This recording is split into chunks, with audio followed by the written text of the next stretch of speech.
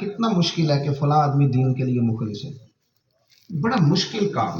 آپ کو کئی دفعہ کٹہرے میں کھڑا ہونا پڑتا ہے، سوالوں کے جواب دینے پڑتے ہیں، آپ کو بتانا پڑتا ہے کہ گاڑی کہاں سے لی ہے، اور ان کو بتانا پڑتا ہے جو ٹائم دے رہے ہیں کہ 10:30 پہنچ جائیں۔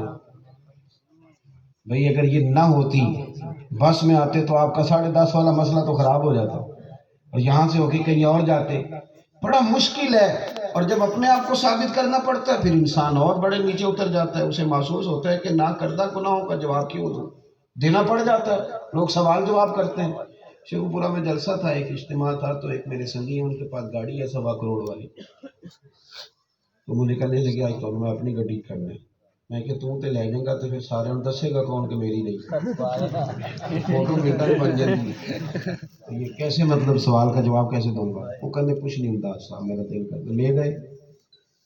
ایک دن شیخو پورہ میں وہ گاڑی نظر آئی، اس کی فوٹو شوٹو کھینچی گئی۔ اگلے دن لاہور میں پروگرام تھا تو مجھے رکا آ گیا، انہوں نے کہا کل تھوڑی گڈی دی فوٹو دیکھی، تسی کام کی کر دے ہے نا جی، یعنی ان کا خیال ہے کہ اگر آپ دین کی تبلیغ کرتے ہیں تو روٹی تو نہ کھایا کریں، آپ کو تو پھر مطلب سڑک پہ سونا چاہیے، یہ بھی رویہ ہے لوگوں کا۔ لیکن مجھے بڑا مزہ آیا اس بندے کے سوال کرنے کا، اچھا لگتا ہے جب لوگ سمجھتے ہیں کہ ہم اپنا جان کے کسی سے کچھ پوچھ رہے ہیں۔ تو انہوں نے کہا آپ کرتے کیا ہیں؟ تو میں نے کہا کہ میں اپنی حیاتی تو قربان تھی وہاں ساری محمد پکیندے گزر، یہ ہمارا کاروبار ہے۔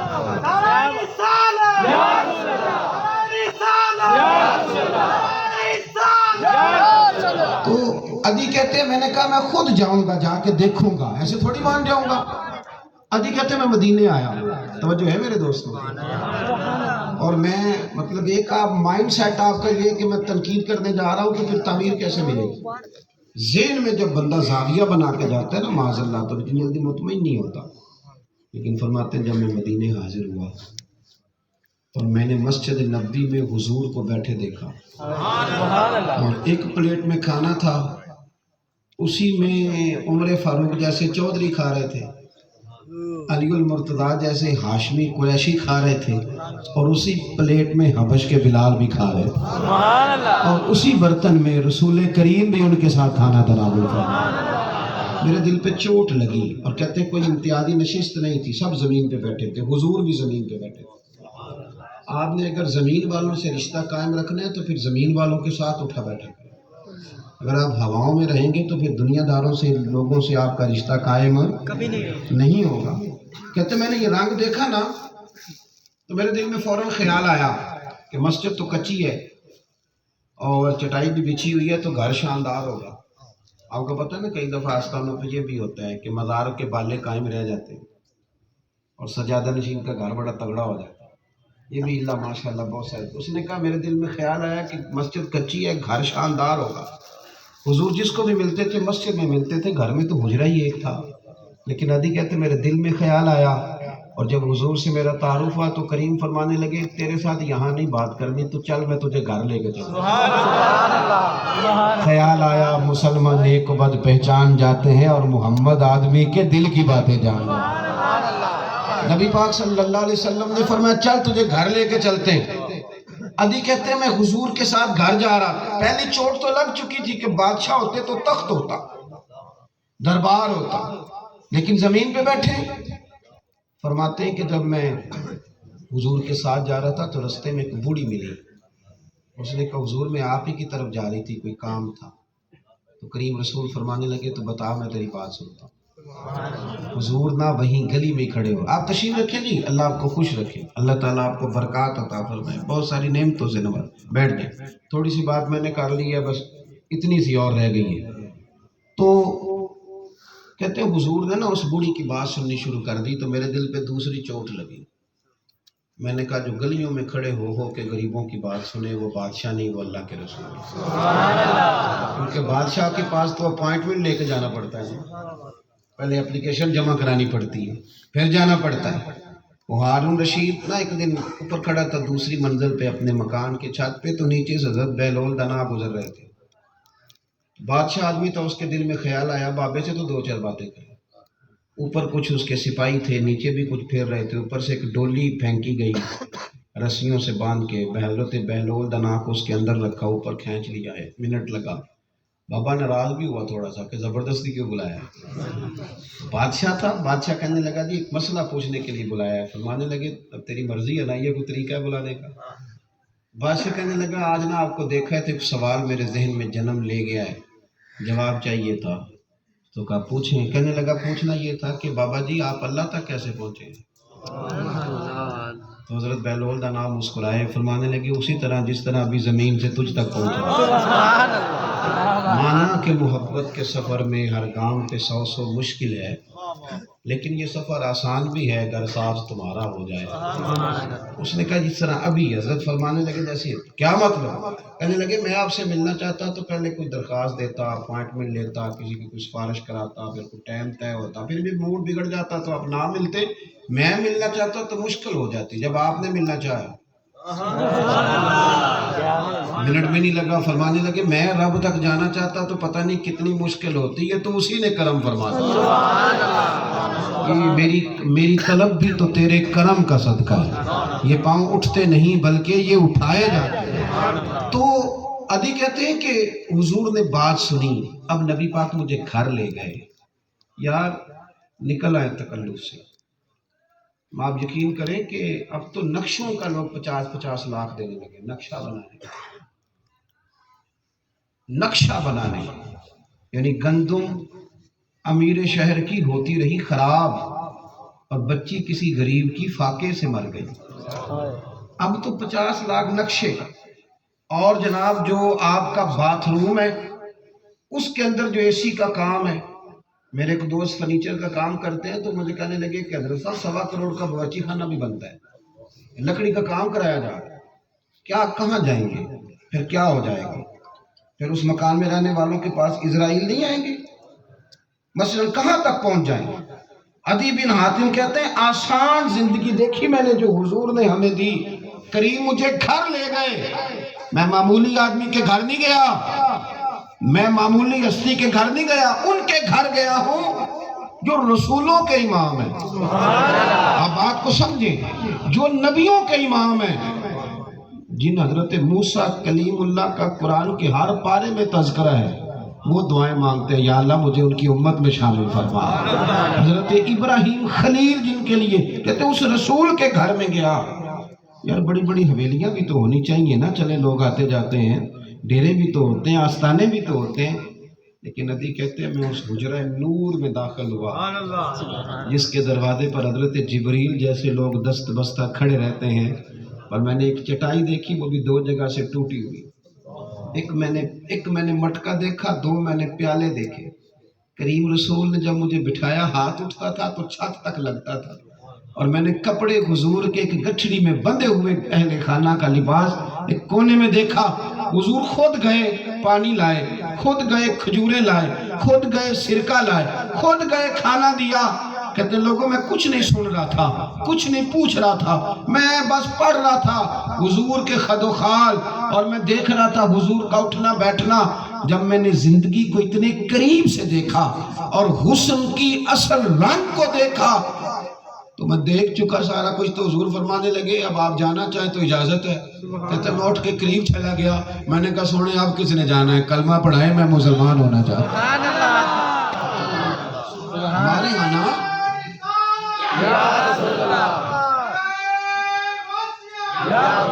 آسان دین, سادی زندگی. سنیں, سادی زندگی آپ کی طبیعت کے مزاج کے کیوں اتنی مشکلات میں پڑتے ہیں؟ اپنے آپ کو کتنے ہم نے تکلیفوں میں ڈال لیا. اور آپ یقین کریں اب نا رویوں کے اندر, یعنی یہ مسلمان کی بولی نہیں کہ میں کام پڑھنے پہ گدھے کو بھی باپ بنا لے. اس لب و لہجے سے نا بدبو آتی ہے, یہ تعفن والا لہجہ ہے. یعنی ہر رشتے میں بناوٹ, ہر رشتے میں لالچ. یعنی یہ کہ میاں بیوی کا وہ رشتہ جس کو رب کریم نے اپنی نشانیوں میں سے نشانی کہا, وہ رشتہ جس کو کہا ہن لباس لکم وانتم لباس لہن, اور وہ رشتہ جس کی بنیاد پر اللہ نے اولاد کو دینا ہے اور نسل کو آگے بڑھنا ہے. اس رشتے میں دیکھا جا رہا ہے لڑکی جہیز کتنا لائے گی, لڑکا اوپر سے کتنے کماتا ہے. یہاں بھی دولت کو تولا جا رہا ہے. آپ کیسے سکون کی زندگی گزاریں گے؟ وہ لالچ ہے، آپ لڑکے والے جب تک پورا کریں گے وہ ہوگا، لڑکی والے جب تک پورا کریں گے گاڑی چلے گی. کسی گھر میں جب رک جائے گا ماحول، یعنی ابھی تک یعنی اب یہ باتیں کرتے تکلیف ہوتی ہے کہ ابھی تک ہم یہ کہہ رہے ہیں کہ وہ لڑکی والوں نے جوڑے نہیں ٹھیک دیے، ان کو تو لینا دینا ہی نہیں آتا، یعنی وہ مجھے کس طرح کے کپڑے دے دیے دن جب طے کرنے تھے. یعنی شرم کی بات نہیں لڑکی والوں سے لے کے کپڑے پہننے اور اس پر بھی ڈھٹائی کے ساتھ بات کرنی. حضور نے ہمیں سونا دین عطا فرمایا اور مزیدار دین عطا فرمایا اور خیال کرنے والا دین عطا فرمایا اور احساس کرنے والا اور میٹھا. حضرت ربیہ بن کعب رضی اللہ تعالیٰ عنہ فرماتے ہیں غریب آدمی، گھر بھی کوئی نہیں اور رنگ روپ بھی کوئی نہیں، ڈیوٹی میری کیا ہے؟ رات کو حضور کو وضو کراتا ہوں. مسئلہ پتہ کیا ہے؟ مجھے صرف اپنے بچے دکھائی دیتے ہیں، اپنی بہن کا غریب بچہ دکھائی نہیں دیتا. مجھے ہم اڑ کے رہ گئے ہیں، میرا نالائق اس پہ لاکھوں بھی لگانے پڑے تو لگانے، اور بڑے بھائی کی جس کی آمدن تھوڑی ہے اس کے بچے دکھائی نہیں دیتے. اپنا بچہ میرا شہزادہ ہے، اور جو پڑوسی کا بچہ ہے وہ شاید گلی میں کوئی کھیلنے والا کوئی بچہ ہمیں کوئی ایسے ہی کوئی لگتا ہے کہ جیسے بالکل کوئی جو ہے وہ فالتو چیز ہے. اگر طبیعت کے اندر سب کے لیے جذبات ٹھنڈے پیدا ہوں، میں تھکا آیا، جلدی آ گیا، کسی لمبے سفر پہ گیا ہوا تھا تو لیٹ گیا میں مدرسے میں چارپائی پہ، تو میرا بیٹا آ کے کہنے لگا آج آپ جلدی آ گیا تو برگر کھانے، تو جلدی سے پیسے نکالے. تو میں بھی تھکا ہوا تھا، میں نے کہا بحث زیادہ کرنا مناسب نہیں ہے. تو میں نے جیب سے ایک نوٹ 500 کا نکالا، میں نے اسے کہا کہ بھائی مجھے تھوڑی دیر لیٹنے دو، یہ کسی سے کہو تمہیں برگر لا دے. ایسے اس کو پیسے دے کے تو جب میں نے رخ پھیرا تو مدرسے کے 2 بچے میرے سامنے کھڑے تھے، وہ مجھے دے رہے تھے اور میں ان کی کیفیات کو جانتا تھا کہ یہ بیچارے ان کے والدین کا ذریعہ آمدن کیا ہے. تو میں سونا چاہ رہا تھا لیکن اسے احساس کی شدت نے پھر سونے نہیں دیا. پھر میں نے بچے کو بلایا، میں نے کہا کہ ان کو گنو یہ کتنے، اور آج یہ سارے برگر کھائیں اور یہ کھا کے سوئیں گے. مطلب یہ کہ وہ میرے پیسوں سے تھوڑی روز روٹی کھاتے ہیں، ان کے ابا نے انہیں کما کے دینا ہے، وہی لائیں گے. لیکن جب وہ برگر آنے پر ایک وہ ٹکڑا اس کا کاٹتے تھے، وہ میری طرف دیکھتے تھے تو مجھے یوں لگتا تھا کہ جیسے نا آج بہت ساری درجات میرے طے ہوتے چلے جا رہے ہیں، کچھ تازگی مل رہی ہے، تھوڑا تھوڑا. یعنی آپ تھوڑا اس پر حضرت شیخ سعدی رحمۃ اللہ تعالیٰ علیہ لوگوں میں بیٹھے ہوئے تھے تو آپ مہمان نواز بہت زیادہ تھے. حضرت سعدی بڑے مہمان نواز تھے، قرضے اٹھا کے بھی نا لوگوں کی مہمان نوازی کرتے تھے، قرضے اٹھا کے. تو ایک دن سارے قرض خواہ جن کے پیسے دینے تھے اکٹھے ہو کے آگے کہنے لگے بابا آج پیسے دو گے تو جائیں گے. تو حضرت سعدی کہتے ہیں وہ مجھے لتاڑ رہے ہیں، غصہ دکھا رہے ہیں، پیسے دو. تو مجھے ٹینشن ہے کہ ان کو کھلایا کچھ نہیں، مہمان نواز آدمی تھے نا، کھلایا کچھ نہیں. کہتے میں اپنی فکر میں ہوں. اتنی دیر میں ایک بچہ آ گیا کچھ بیچ رہا تھا، سمجھ لیں کھیل مرونڈا، یہی ہے نا ہمارے پنجاب میں. وہ کچھ بیچ رہا تھا، پاپڑ بیچ رہا تھا، دال بیچ رہا تھا. مجھے کہنے لگا لینا ہے؟ میں نے کہا بالکل لینا ہے، یہ کھلا دو جتنے مہمان بیٹھے. اس نے کھلا دیا تو کہنے لگا پیسے. مسجد میں اونچا ہنسا نہ کریں، کوئی بات آ بھی جائے. کہنے لگا پیسے. تو میں نے کہا تو بھی بیٹھ جا، یہ سارے پیسے لینے آئے ہوئے ہیں، ان کے بیچ بیٹھ جا تو بھی ایک ہو جا پیسے لینے والا. بچہ چھوٹا تھا. جب میں نے کہا نا پیسے تو کوئی نہیں، ادھار لیا تو وہ رو پڑا. کہنے لگا حضرت جی میں تو اکیلا کمانے والا ہوں، ابا کوئی نہیں، میری تو بہنیں انتظار کر رہی ہیں. جب وہ رویا نا درد سے تو حضرت سعدی کہتے ہیں کہ ایک بندہ میرا مرید تھا تو وہ نذرانہ لے کے آیا اور کافی سارے پیسے، حضور دیر ہو گئی کہیں گیا ہوا تو اس نے رکھے، سب کے قرضے دے دیے میں نے، اس بچے کو ڈبل دیا. تو ایک سیانہ تھا قرض لینے والا، وہ کہنے لگا سعدی بڑے دنوں کیا رہے بندوبست نہیں ہوتا تھا، آج کیوں ہوا بندوبست؟ تو میں نے کہا تم میں سے کوئی رونے والا نہیں تھا نا، ایک بھی رونے والا ہو تو باقیوں کا بھی کام بن جائے گا. تو اس بچے کی غریبی نے اس پر جب مجھے پیار آیا ہے تو اللہ نے باقیوں کے لیے بھی بندوبست کر دیا. آپ کسی کی غریبی پر تھوڑا ترس تو کھائیں، تھوڑا پیار تو کریں، تھوڑی شفقت تو فرمائیں. ہم نے نا اپنی طبیعت میں گھٹن پیدا کر دی اور ماحول تیزی سے خراب ہوا ہے. ہم نے پیار چھوڑ دیا ہے، محبت چھوڑ دی ہے. اگر احساس کی دولت ہمارے پاس رہے ہمیں حضرت جابر بن عبداللہ رضی اللہ تعالیٰ عنہ فرماتے ہیں کہ نبی پاک نا میری غریبی کو دیکھتے تو مختلف بہانوں سے حضور میری مدد فرماتے۔ اول تو ہمیں احساس ہے نہیں کسی کا، اور اگر ہے تو پھر ہم نے لوگوں کو بھکاری بنا دیا۔ ہم کہتے ہیں تم مانگ کہ تجھے زکوٰۃ دیں گے، کہ تجھے فلانی چیز دیں گے۔ رویہ یعنی جو مانگنے والا تھا وہ پرسوں بھی مانگ رہا تھا، آج بھی مانگ رہا ہے، اور مانگنے والوں کا بھی ذہن بن گیا۔ ایک دفعہ لے رہے ہوتے ہیں رمضان میں تو کہہ رہے ہوتے ہیں اگلے سال بھی ہمارا خیال رکھنا۔ بھئی آپ کا کیوں ارادہ ہے اگلے سال بھی مانگنے؟ آپ دعا مانگیں اگلے سال اللہ دینے کی توفیق عطا فرمائے۔ تو احساس حضرت جابر بن عبداللہ فرماتے میں غریب تھا، توجہ ہے میری بات پر، بس سمیٹنے لگا ہوں۔ فرماتے میں غریب تھا اور والد میرے وصال کر گئے تھے، بہنوں کا بوجھ تھا۔ حضور مجھے اس طرح دیتے تھے کہ میری عزت بھی قائم رہتی تھی اور میری مدد بھی ہو جاتی تھی۔ ایک جنگ میں میں حضور کے ساتھ گیا، اونٹ پہ بیٹھا تھا، غریب کا اونٹ بھی تو ماڑا ہی ہونا ہے، سب لوگ آگے گزر گئے، میں پیچھے رہ گیا۔ اللہ کے رسول نہ گھوڑے کو موڑ کے پیچھے آئے، فرمایا تم کو پیچھے رہ گیا۔ جب آدمی تنگ ہوتا ہے تو کئی دفعہ جملے بھی مایوسی والے بولتا ہے۔ فرمانے لگے حضور یہ چلنے کے قابل ہوتا تو پیچھے رہ جاتا۔ تو میرے ان جملوں کے اندر وہ جو تڑپ تھی اور غریبی کا رنگ تھا، حضور نے فوراً میری سوچ بدلی، فرمایا کیا بات کرتا ہے، یہ دوڑے گا کیوں نہیں دوڑنا؟ حضور نے نا ہاتھ کے اندر درہ پکڑا تھا، ہلکا سا لگایا، اونٹ کو فرمانے لگے تو دوڑتا کیوں نہیں؟ ارسلت الی الخلق او کما قال صلی اللہ علیہ وسلم، دوڑتا کیوں نہیں؟ جناب جابر کہتے ہیں جو سب سے پیچھے تھا وہ سب سے آگے نکل گیا، سب سے آگے۔ اب حضور پھر میرے پیچھے آیا اور فرمانے لگے ٹھہر جا یار، ہمیں بھی شامل کر لے، ہم بھی تیرے قافلے میں شامل، یعنی خود بھیک دیں، خود ہی کہیں منگتے کا بھلا۔ تو رستے میں ہی فرمانے لگے بڑا بھی تیرا اونٹ پسند آیا ہے، بوڑھا اور کمزور ہو کے آگے نکل کر بیچ نہیں دیتا۔ میں نے کہا حضور کیا کرم نوازی کے رنگ میں، خرید لیں۔ حضور نے اونٹ خرید لیا، فرمایا بھائی پیسے دے دو، اونٹ مدینے جا کے دے دینا۔ حضرت بلال نے پیسے ادا کر دیے، میں مدینہ شریف گیا، اونٹ کو غسل کرایا، نئی رسی لی، لگام ڈالی۔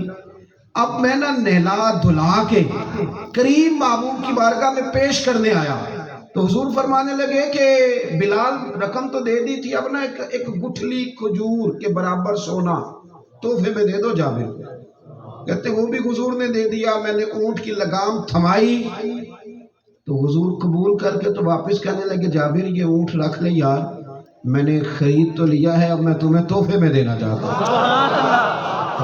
میرا اونٹ بھی بچ گیا، میری مدد بھی ہو گئی اور مجھے کھجور کی گٹھلی کے برابر سونا بھی مل گیا۔ اپنی زندگی میں ایک تو یہ کہ اپنے لیے سادگی لائیں، ہم سادگی دیکھنا چاہتے ہیں پر سامنے والے، اور آپ سادہ ہو جائیں اور کوشش کریں کہ آسان دین جو ہمیں حضور نے عطا فرمایا اس پر عمل کریں۔ یہ نماز پڑھنا نا یہ آسان سا کام ہے، نفل پڑھنا یہ آسان سا کام ہے، صرف مسئلہ ہے دل لگانے کا۔ آپ کا اگر دل لگ جائے نا، کبھی ذوق بن جائے کسی کام کا، آپ یقین کریں مصلی پہ بیٹھنے سے زیادہ مزیدار شے کوئی نہیں، قرآن پاک پڑھنے سے زیادہ سرور والی چیز کوئی نہیں۔ یہ غلط لوگ کہتے ہیں فلانی شے روح کی غذا ہے، فلانی شے روح کی غذا۔ آپ کبھی اس طرف لگے تو صحیح، یہ سواد اتنا تگڑا ہے کہ کسی اور طرف جانے نہیں دیتا۔ آپ کا ذوق بن جائے کہ میں نے درود و سلام پڑھا، آپ یقین کریں ذوق بن جائے۔ امام سخاوی القول البدیع میں ایک بزرگ کا قول لائے ہیں، وہ فرماتے ہیں درود شریف ایک بار تو پڑھ، دوسری بار درود و سلام خود تجھے کہتا ہے کہ مجھے پڑھ لے، میں تجھے حضور کے قریب کر دوں گا۔ سبحان اللہ، وہ خود تجھے کہتا ہے مجھے پڑھ، آ قریب ہو جا۔ اپنے ذائقے تبدیل کریں، جو شہرت، جو بلندی، جو رتبہ، جو ہٹو بچو، جو اونچا قد ہم چاہتے ہیں وہ ہمارا نقصان کرے گا۔ وہ جب انسان بہت زیادہ بلندی پہ جاتا ہے تو کئی دفعہ پھر گرنا بھی اس کے لیے قریب ہو جاتا ہے۔ اپنے آپ اور دوسروں کا نا احساس، میں نے ابھی پہلے بھی تھوڑی دیر کہا ہے پھر کہتا ہوں، ہم نفرت انگیزی کا ماحول بنا رہے ہیں تیزی کے ساتھ معاشرے میں۔ ہم اپنے بچوں کو بتاتے ہیں یہ بھی چور ہے، یہ بھی ڈاکو ہے، اور چھوڑو جی سارے لوگ اسی طرح کے ہیں۔ آپ یقین کریں رویوں کے اندر تلخی، یعنی میں بڑا سخت مخالف ہوں یہ نعت خوانوں کے ساتھ پیسے طے کرنے کا اور جناب ان کو ایڈوانس دینے کا، اور پھر بڑے چکر ہیں، بڑی کہانیاں ہیں، یہ بڑی سٹوریاں ہیں، اور مجھے بہت سارے لوگ سنتے رہتے ہیں، انہیں پتہ ہے کہ میں اس کے خلاف بڑی بات کرتا ہوں، پر میرا ایک سوال ہے، اسے یاد رکھنا، جب آپ نے کسی کو نذرانہ دے، پہلی بات یہ ہے کہ آپ نے چیز خریدی ہے تو کوئی چیز بکی ہے، جو چیز مارکیٹ میں خریدی نہ جائے وہ چیز پھر بکتی بھی، وہ تو بننا ہی بند ہو جاتی ہے، کارخانے ہی بند ہو جاتے ہیں، اسے خریدتا ہی کوئی۔ پہلے تو یہ کہ ہم نے ریٹ لگائے، پھر اس کے بعد جو ہم نے ماحول بنایا، یعنی نعت خواں سے، خطیب سے، قاری سے، نقیب سے نفرت کا ماحول تو نہ پیدا کریں۔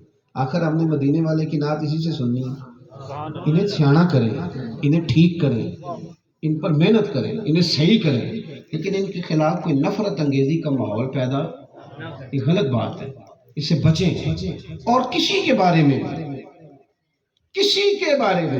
نہیں، میں شاید اب تھوڑا طبیعت خراب، کسی وقت غصہ بھی آ جاتا ہے کچھ باتوں پہ، یہ روز سننی پڑتی ہے نا جی، وہ ٹائم لینے جاتا ہے، میں نے فلانا مولوی اتنے پیسے لیتا ہے، فلانا مولوی اتنے پیسے لیتا ہے، فلانا نعت خواں یہ کرتا ہے، تو میں کئی دفعہ تلخ ہو جاتا ہوں، میں کہتا ہوں آپ کیا بات کر رہے ہو، کن چکروں میں آپ پڑے ہو؟ مولویوں کو چھٹی کرا دیں، مسجدوں سے فارغ کریں، خود لگ جائیں، اگر اتنے برے ہیں سارے چھوڑیں آپ، کیوں؟ مطلب ہر شعبے کے بارے میں ہمارا رویہ یہی ہے۔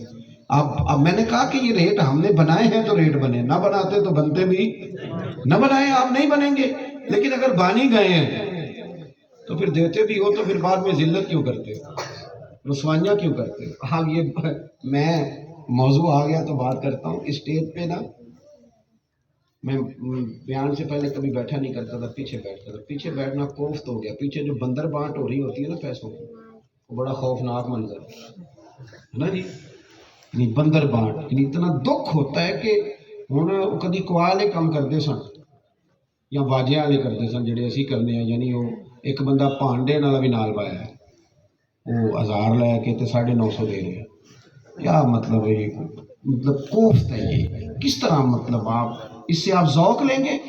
آپ کو پتہ ہے کہ انسان جب ذوق سے نعت سن کے رات کو سوتا تھا تو کئی خوش نصیب ایسے تھے جن کی آنکھیں بند ہوتی تھی تو حضور کی زیارت نصیب ہو جاتی۔ یہ نعت ایک حسن ہے، آپ اس کو سمجھیں، یہ اور وہ اس کو کرامت نہیں کوئی، آپ کا ذہن لگا ہوتا ہے نا، جو سارا دن سائیکل چلائے وہ خواب میں سائیکل نہیں چلاتا، تو جو رو رہا ہو محفل میں اور درد سے گھر جائے تو گھر جاتا تھا تو اس پر کیفیت تاری ہوتی، لیکن اگر رنگ ہی نہ بنے تو اس لیے زندگی آسان کریں، سادہ کریں، مشکلات میں نہ پڑیں، احساس پیدا کریں، یہ ہمیں رسول پاک نے عطا فرمایا۔ اور کسی شخص کے بارے میں بھی آپ کی سوچ مثبت رہے، لوگوں کو گنجائش دیں۔ حضرت ابو مسعود انصاری رضی اللہ تعالیٰ عنہ فرماتے ہیں، میں اپنے غلام کو مار رہا تھا تو حضور تشریف لے آئے، تو نبی پاک نے مجھے درگزر کرنے کو کہا، تو میں نے نا بڑے غصے کے ساتھ، اس غلام پر مجھے بڑا غصہ تھا، اس پر غصہ کرتے ہوئے کہا، حضور یہ بڑا ہی بیوقوف ہے، آخر اسے کتنا کو معاف کروں؟ کہتے میں نے اپنی طرف سے بڑی بات کی تھی، تو جب حضور نے جواب دیا تو میری ہر بات بیٹھ گئی، کتنا کو معاف کروں؟ تو حضور فرمانے لگے جتنا اللہ تجھے معاف کرتا ہے۔ سبحان اللہ! پتہ ہے تو روز کیا کچھ کرتا ہے، رب معافی دیتا ہے نا، تو چل تو بھی اس کے بندوں کو معافی دے۔ تو ہمیں لوگوں کو معاف کرنا چاہیے، لوگوں کے لیے اچھا ذہن پیدا کریں، لوگوں کے لیے اپنے ذہن کے اندر جو ہے مثبت، آپ ورنہ آپ کا اپنا مزہ خراب ہو جائے گا کہ سارے چور ہیں تو آخر گاڑی میں بھی تو کسی کے ساتھ بیٹھنا ہے نا، اگر ساری دنیا غلط ہی ہے تو آخر کہیں تو کسی بندے سے سودا لینا ہے کہ نہیں لینا۔ اگر آپ کا ذہن بن جائے کہ نہیں یہ نبی پاک کی امت ہے، اور میں نہیں کہہ رہا، انہیں اللہ نے کہا ہے کنتم خیر امت، تم بہترین لوگ ہیں جو حضور کا کلمہ پڑھیں، تگڑے لوگ، اللہ کہتا ہے بہترین۔ تو ان بہترین لوگوں کے بارے میں ذہن اگر بہترین بنے گا تو آسانی ہوگی۔ آپ حضرات کی محفل جاری ہے ابھی ماشاءاللہ، اور محفلیں ہوتی ہیں حضور کے نام کی، لوگ تو آتے جاتے رہتے ہیں، آپ تشریف رکھیں گے، محفل کو سنیں گے انشاءاللہ تعالیٰ۔ صرف وہ لوگ جو میرے ساتھ جانے والے ہیں وہ اٹھیں، اور وہ بھی اس ترتیب سے نہ اٹھیں کہ حالات خراب ہوں، ایک ایک دو کر کے، باقی سب حضرات تشریف رکھیں۔ آخر دعوات